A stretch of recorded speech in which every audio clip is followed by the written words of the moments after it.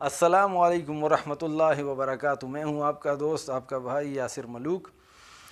اللہ سے امید کرتا ہوں کہ آپ سب خوش ہوں گے، صحت مند ہوں گے۔ اللہ جل جلالہ آپ سب کو خوش اور صحت مند رکھے۔ اللہ جل جلالہ آپ سب کو اپنے حفظ و امان میں رکھے، ہر قسم کی بیماریوں سے، بلاؤں سے، مصیبتوں سے اللہ جل جلالہ آپ کی حفاظت فرمائے، اور آپ کے جتنی بھی شرعی حاجات اور جائز خواہشات ہیں اللہ جل جلالہ اپنے غیب کے خزانہ سے پورا فرمائے۔ میرے بھائیو، آج میں نے سوچا کہ یہ تراویح کے بارے میں آپ سے عرض کروں۔ کافی لوگ ہیں جو روزہ رکھتے ہیں لیکن تراویح نہیں پڑھتے ہیں۔ یہ بہت بڑی محرومی کی بات ہے کہ ہم روزہ رکھیں اور تراویح نہ پڑھیں، کیونکہ حدیث شریف میں آتا ہے جس کا مفہوم ہے کہ تراویح کے ایک سجدے پر 1500 نیکیاں ملتی ہیں۔ تو 20 تراویح پڑھنے پر 60,000 نیکیاں ہوئیں۔ 40 سجدے ہو گئے تو 40 ضرب 15 1500، تو یہ ہو گئے 60,000۔ 60,000 نیکیاں ہوئی۔ تو اگر یہ 60,000 روپے ہوتے تو میں نہیں خیال کرتا کہ کوئی بھی تراویح کو چھوڑتا، بلکہ سب لوگ پہلے سے ہی 1 گھنٹہ پہلے ہی مسجد بھرنا شروع ہو جاتی، بلکہ افطاری کے بعد سے لوگ گھر ہی نہ آتے اگر 60,000 روپے ملتے۔ کیونکہ اللہ جل جلالہ ہم سب کو معاف فرمائے، یہ جو دنیا کی کمائی ہے نا، یہ ہمیں نظر آتی ہے، اور آخرت کی کمائی یہ آنکھوں سے اوجھل ہے، اس لیے اس کے لیے ہم محنت نہیں کرتے ہیں، کوشش نہیں کرتے ہیں۔ تو اس لیے میں آپ سب سے گزارش کرتا ہوں کہ انشاءاللہ تراویح کا ہم ضرور اہتمام کریں، اور جماعت کے ساتھ پڑھنے کا اہتمام کریں، کیونکہ اکیلے کی نماز ایک نماز کا اجر ہے، اور جماعت کے ساتھ نماز 27 نمازوں کا اجر رکھتی ہے، اور پھر رمضان میں نفل فرض کے برابر ہے، اور فرض 70 فرضوں کے برابر ہے۔ تو میرے بھائیو، اس کے لیے ہم اہتمام کریں اور عزم کریں۔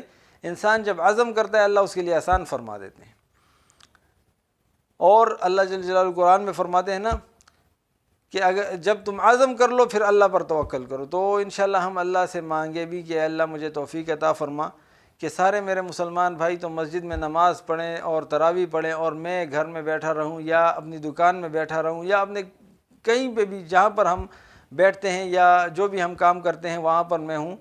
تو اللہ سے مانگے کہ اللہ میں محروم ہوں، اور مجھے ہدایت عطا فرماتا کہ میں بھی تراویح پڑھنے والا بنوں، اور 60,000 نیکیاں ایک دن کی تراویح پر ملتی ہیں۔ 30 دن کی تراویح پر کیا ملے گا؟ تو میرے بھائیو، 30 دن کے جو تراویح ہم پڑھتے ہیں نا، اس پہ 18 لاکھ نیکیاں ملتی ہیں۔ 60 ضرب 30 تو 18 لاکھ نیکیوں سے ہم محروم ہو جائیں گے اگر ہم نہیں پڑھیں گے۔ تو آج تک جتنی بھی ہم سے کمی کوتاہی ہوئی ہے اس پر استغفار کریں، اللہ سے معافی مانگے، اور یہ امید رکھے کہ اللہ نے مجھے معاف کر دیا ہے۔ کیونکہ حدیث شریف میں آتا ہے کہ جب انسان گناہ کرتا ہے اور اس کے بعد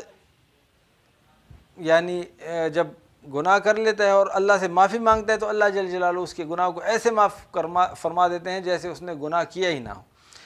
تو آج تک جو ہم سے کمی کوتاہی ہوئی ہے نمازوں میں، تراویح میں، روزوں میں، تو اس پر ہم استغفار کریں، توبہ کریں، اللہ سے معافی مانگیں، اور جو فرائض ہیں اس کی قضا بھی ضرور کریں، اس لیے کہ فرائض کی معافی نہیں ہے جب تک اس کی قضا نہ کی جائے۔ تو جتنی نمازیں ہم سے قضا ہوئی ہیں ہم حساب لگائیں، اس کی قضا کریں، جتنے روزے قضا ہوئے ہیں ان کی قضا کریں، جتنے فرائض ہم سے قضا ہوئے ہیں ان کی قضا کی ہم کوشش کریں، اور جو کفارہ ہے اس کا بھی جلد از جلد ہم ادا کرنے کی کوشش کریں۔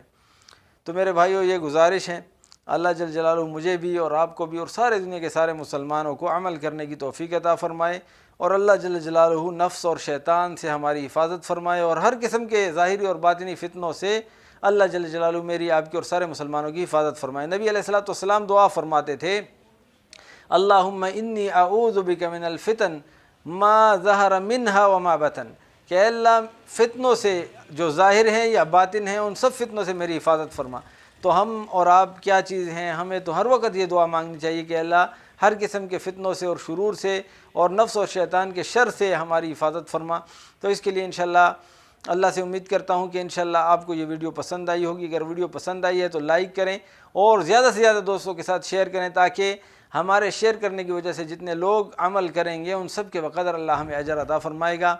تو اب آپ سے اجازت چاہتا ہوں، اگر کوئی غلطی کوتاہی ہو گئی ہو تو اس سے آپ سب سے، یا آپ کی کسی کی دل آزاری ہو گئی ہو تو اس پہ آپ سب سے معافی مانگتا ہوں، اور اللہ سے دعا کرتا ہوں کہ اللہ میری بھی اصلاح فرما اور میرے سارے بھائیوں کی اصلاح فرما، اور اللہ جل جلالہ ہم سب کو اپنے راستے میں اپنے دین کی عالی محنت کے لیے قبول فرمائے، اور اللہ جل جلالہ ہم ساروں کی جو ہے نا دنیا اور آخرت کی جو جتنی بھی شرعی حاجات جائز خواہشات ہیں اپنے غیب کے خزانے سے پورا فرمائے۔ اپنا خیال رکھیے گا۔ السلام علیکم ورحمۃ اللہ وبرکاتہ۔